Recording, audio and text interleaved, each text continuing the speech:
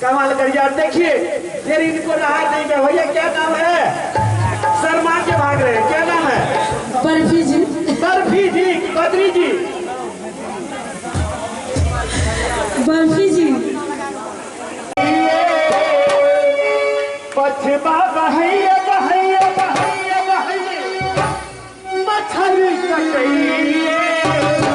मैथिली में है ये गाना, मैथिली में कुछ बिहारी ने गाया।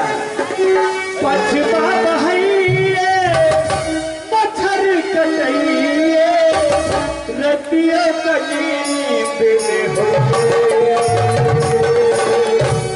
और क्या? कनिया